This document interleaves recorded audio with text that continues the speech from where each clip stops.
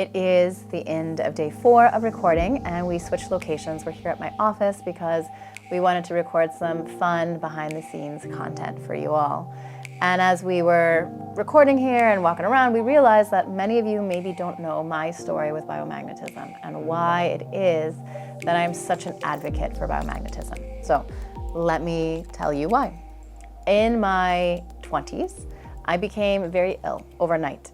I was hospitalized for something called rhabdomyolysis, which is where the muscles in your body start to die. And it's at such a high amount of muscle death and tissue death that's happening that there's concern about your kidneys shutting down. So it's funny because it happened, and I noticed that my left arm was hurting a little bit, and it was very, very swollen. It got enormously swollen.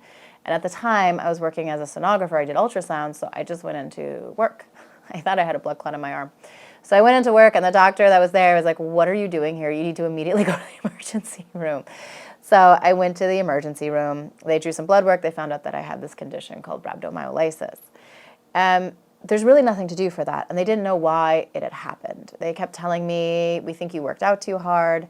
And I just said, that can't be it. I work out the same way. It's not like I did anything extra crazy. And the swelling just kept getting worse and worse. It ended up damaging the lymphatic system in my left arm. There was some nerve damage because the pressure in the arm got so severe. But I was in the hospital for 5 days because there's nothing they do for it. They just wait until your levels come back down. They make sure your kidneys aren't failing. They put you on an IV. And they said, "Okay, you're fine." I don't know. It was some glitch. Like, we'll just go home. You're going to feel better.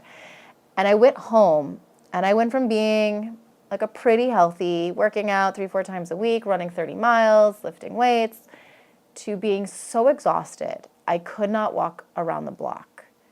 It blew my mind. I did not understand what was going on. So profound exhaustion and fatigue and profound body pain, lots of joint and muscle pain. So in my follow-ups, I said, "This is happening." And they said, "Well, maybe you have an autoimmune condition." They sent me to the rheumatologist. Then they sent me to an infectious disease specialist, but nothing autoimmune showed up.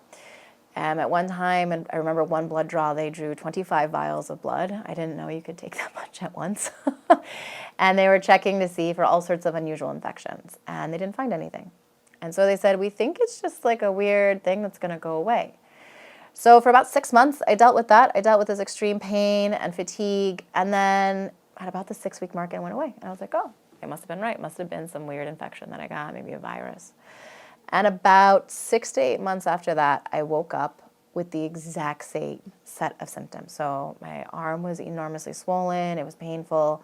And this time I packed a bag and a gallon of water. And I walked to the emergency room and I said, "I have rhabdo and you need to put me on an IV."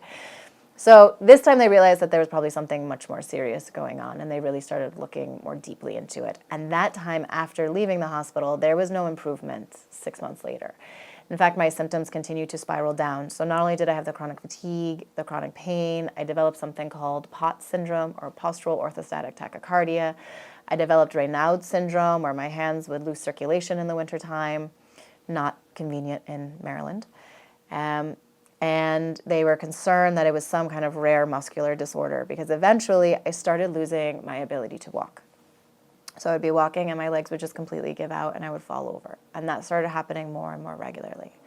And at the time, I was seeing the head specialist at the University of Maryland who specialized in ALS, and they sent my case to the NIH. They sent my case to Columbia. They didn't know what was going on. And I remember coming in for one of my follow-ups with him. And I know he meant well. I know he really wanted to help me because he broke down in tears and he said, "Danielle, I just like you so much as a person, and I don't know what's wrong with you. I have asked all of my colleagues, everybody I could think, I have discussed your case with, and none of us know." He said, "What I would recommend doing is, because we don't have a diagnosis for you, go get really good life insurance." Because they assumed at the time that I had some sort of rare metabolic myopathy, so the muscles weren't working right, and that would continue to deteriorate. That's not something you want to hear at 26.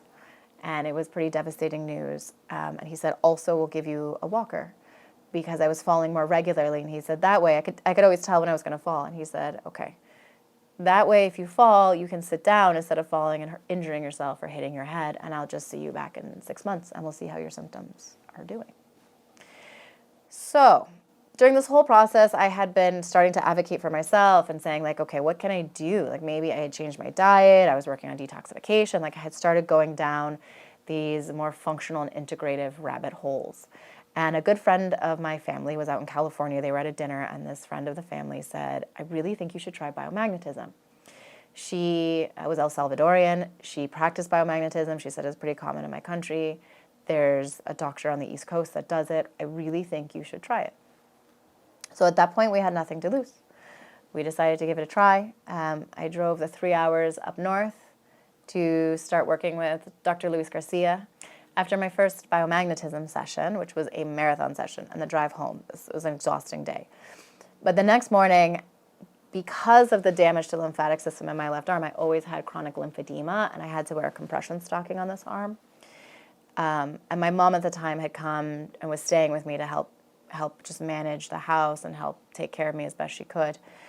And she came down in the morning and she gave me a hug, and she would always rub my arm to work on the lymphedema, right? And she was rubbing my arm and she said, Danielle, like I think it's better. And I was like, oh my goodness, right? I was feeling it and it wasn't anywhere near as swollen. And that was the first piece of hope that I had from one biomagnetism session.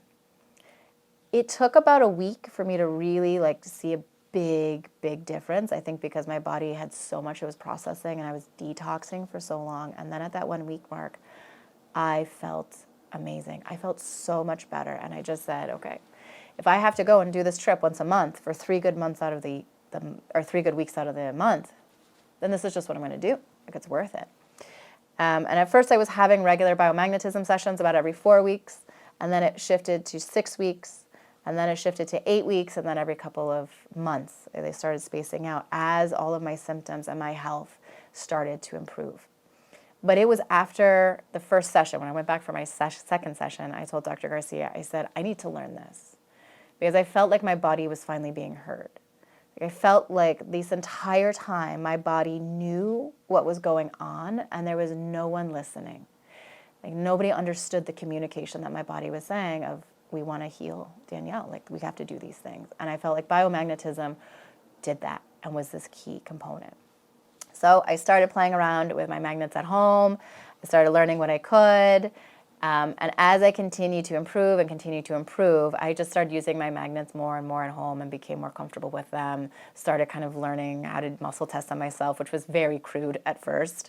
I was trying to do the leg length discrepancy on myself, so I'd like put a magnet on, and then I would like try to see if my foot shifted. I was trying to feel this. It was not very successful. But after a year and a half of biomagnetism sessions, I was completely recovered. Completely.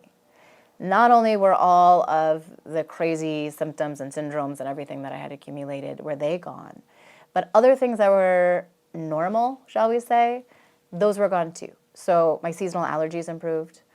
I had a borderline underactive thyroid. I had been diagnosed with Hashimoto's. That went away, that diagnosis went away. My thyroid started functioning better. Just kind of the fatigue I was having, the food sensitivities that I had, all of those improved. So not only did it address the core issues that I was having, but it addressed these other things that so many of us think are common. And it was from that experience that I just started running with it. I said, I have to do this. Like there needs to be more people who know about biomagnetism. There needs to be more people who are benefiting from it. And since then, I have been so passionate about making biomagnetism accessible. I want everybody to have the experience that I had. I want everybody to have those tools so that they can start healing and get back to having a life that they love. This entire project has been from that perspective. I want you to see the difference that biomagnetism makes. So I invite you to join me on this journey as we heal and grow with biomagnetism.